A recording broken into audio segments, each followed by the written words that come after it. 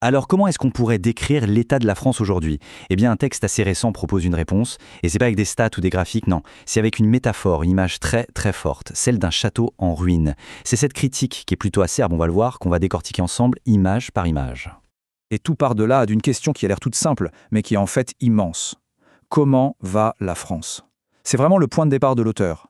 C'est cette question qui va nous servir de fil rouge pour explorer sa vision. Une vision, disons-le, assez critique. Alors, pour répondre à cette fameuse question, l'auteur, il ne va pas nous sortir l'analyse politique habituelle. Non. À la place, il pose un diagnostic. Et quel diagnostic? Il est résumé en une seule image vraiment percutante, celle d'un château en ruine.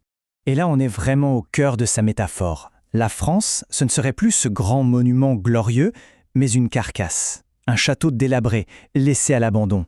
L'image est forte, hein. Elle est volontairement sombre. L'idée, c'est de frapper les esprits, d'évoquer cette grandeur d'autrefois qui, selon lui, est en train de s'effondrer. Mais attention, le diagnostic est un peu plus fin que ça. D'un côté, l'auteur dit que la France, c'est un peu dans le vent.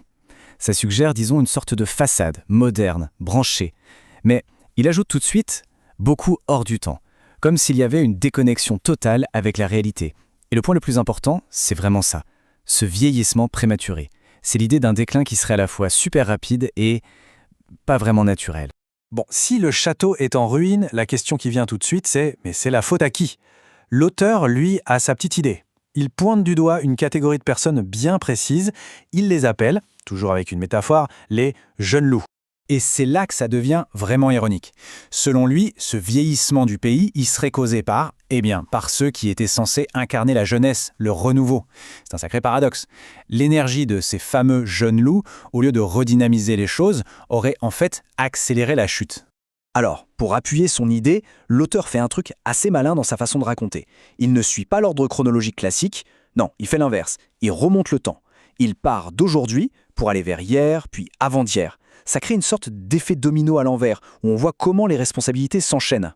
On commence donc par le premier de la liste, le plus récent, un dirigeant dans la trentaine, dont le portrait est, on va le voir, assez coloré. Le portrait est dur, hein. L'auteur l'accuse carrément de vouloir brûler les restes du château. Et puis, il y a ces détails, la tenue léopard, les fanfaronnades. En fait, ce qui est critiqué ici, c'est un style qui serait tout dans l'apparence, une sorte de posture qui cacherait un vide, un manque de fond. Allez, on continue de remonter le fil du temps. Juste avant ce trentenaire, l'auteur s'arrête sur celui qui était là avant lui. Là, on change un peu de style de critique. Ce qui est pointé du doigt, c'est le mélange entre la vie publique et la vie privée. Le scooter, le casque pour ne pas être reconnu, ce sont des images qui sont utilisées pour dépeindre un dirigeant dont les virées nocturnes auraient, d'après le texte, un peu éclipser sa fonction, sa stature. Et on arrive au troisième et dernier personnage de cette remontée dans le temps. Et celui-là, d'après l'auteur, il est clé. C'est lui qui sera à l'origine d'une véritable rupture. L'accusation est vraiment lourde. L'auteur suggère que cette personne, par ambition personnelle, aurait cassé quelque chose. Une sorte de tradition, de chaîne qui faisait que normalement, c'était les meilleurs qui arrivaient au pouvoir. Cet acte de trahison s'est présenté un peu comme le péché originel de toute cette histoire. Alors, on a eu le diagnostic, le château en ruine. On a eu les accusés, les jeunes loups. Maintenant, l'auteur nous donne la conclusion, avec une dernière métaphore, et croyez-moi, elle est encore plus percutante. Et voilà la phrase qui claque à la fin, celle qui résume tout.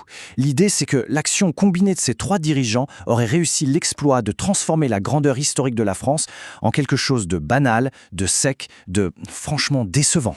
Pour vraiment comprendre l'impact de cette image, il faut voir le contraste. D'un côté, on a une tranche de l'histoire du monde. Ça évoque la grandeur, l'influence, un héritage incroyable.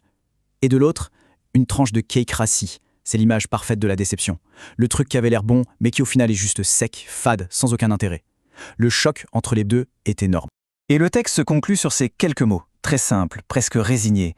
Ainsi va la France. Vous voyez, ce n'est plus une question comme au début. C'est un constat, un verdict final, un peu amer, qui ne donne pas vraiment de solution, mais qui, par la force de ces images, nous laisse avec pas mal de questions sur la trajectoire du pays.